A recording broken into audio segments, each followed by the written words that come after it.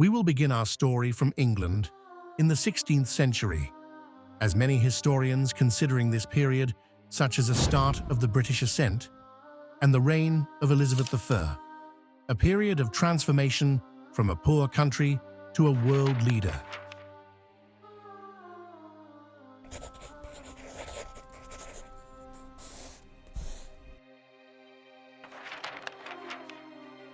The 16th century is like a spring, came after the long and dark Middle Ages.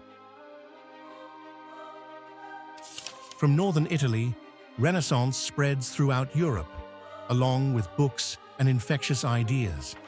Religious Reformation captured the Holy Roman Empire, Switzerland, and Flanders. In Germany, and then in France, religious wars break out.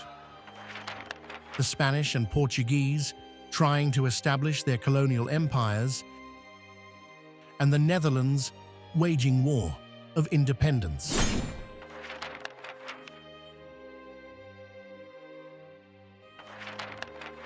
At the beginning of the 16th century, England still was a relatively weak state. Predominant power at that time was Spain and France. The country's population did not exceed 2.7 million people.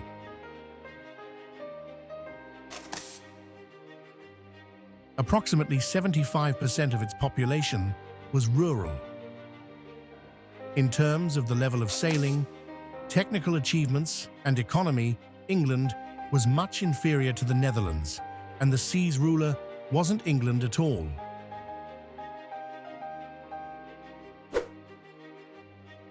In 1534, King Henry VIII announced his separation from the Catholic Church, and he himself, instead of a pope, became the head of the English Church. The reason for this was not only the refusal of Pope Clement VII to grant him permission to divorce his wife Catherine of Aragon, but also the desire to seize church riches and not to send taxes to Rome.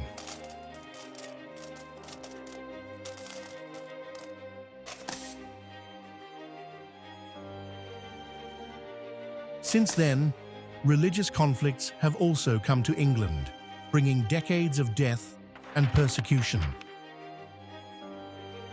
Now, being a Protestant country, England received a powerful enemy, Spain, jealous Catholic country led by religious fanatic Philip II. With considerable advantage in the navy and army, the Spaniards blockaded English trade ships, preventing England from fully trading and colonizing new lands, what Spain had already did in America. Henry VIII, awareing of fleet importance, was the first who created a regular royal navy consisting of cannon frigates. His daughter, Elizabeth I, in 1551, gave permission to create a Moscow Trade Company, a monopoly on trade with Moscovia. Lacking in the treasury, Elizabeth began secretly issuing caper permits, permission to rob enemy ships, with the intention of sharing the loot with the Queen. The Spanish exported unprecedented amounts of silver and gold from their American colonies to Europe and then to Asia, where they traded for goods. Francis Drake, the most famous pirate of the time, robbed Spanish ships near the Caribbean coast, which were difficult to guard, and demanded the escort of warships along the way.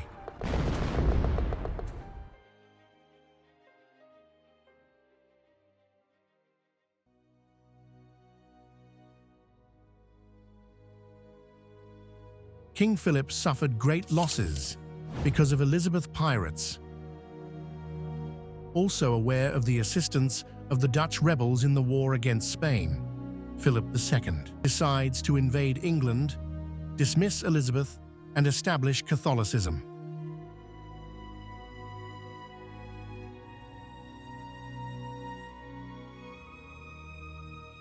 On May 29, 1588, a fleet of 130 ships, 2,430 guns, 30,500 men, called the Invincible Armada, was sent to England.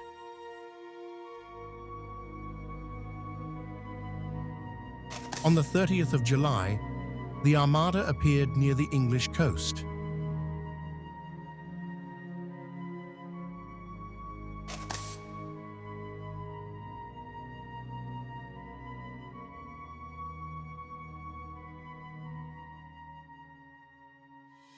On August 8, 1588, the Battle of Grevillin took place, which is considered to be the main in the defeat of the Invincible Armada. The British ships by this time had been able to obtain new reserves of gunpowder and cannon, while the Spanish were close to critical. A 9-hour fight showed that the British artillery had a significant advantage over the Spanish one. The weather and frequent storms threw large Spanish ships back and forward, not allowing to keep the formation. The Spaniards concluded that under the circumstances, their goals could not be met and began to withdraw.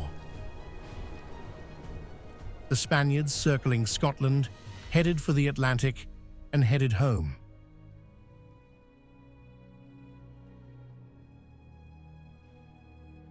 The ships of Armada were crushed by storms, part just drowned. By October 1588, about half of the ships participating in the campaign had returned to Spain. The blow to Spain was serious, but far from fatal. The most damaged was the Philip II's ego, and the idea of restoring Catholicism to England was completely failed.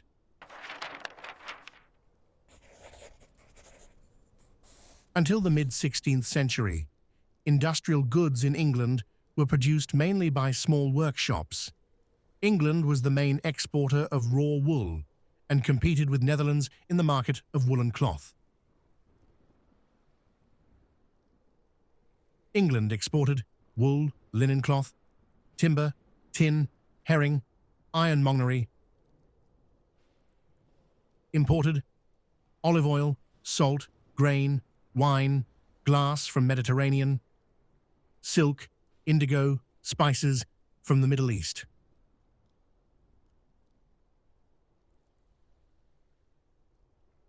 From Baltic and Moscovia, iron, metals, furs, copper, grain, and wax.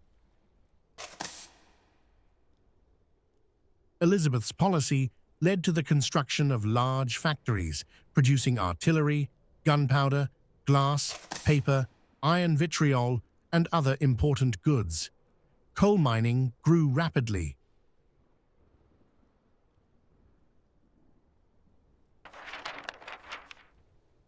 The statute prohibiting the export of wool and untreated cloth from England stimulated the rapid growth of the textile industry, and the export of cloth tripled in the 16th century and became a major point of English foreign trade. A city of 100,000 in 1500, London doubled in size by 1600 and doubled again by 1650.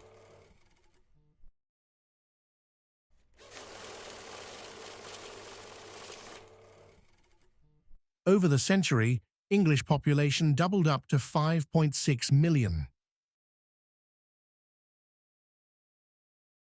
In just 100 years, England has moved from a backward country to one of Europe's leading commercial and industrial powers, competing for the supremacy in trade with the Netherlands, which at the beginning of the 17th century was the economic center of Europe.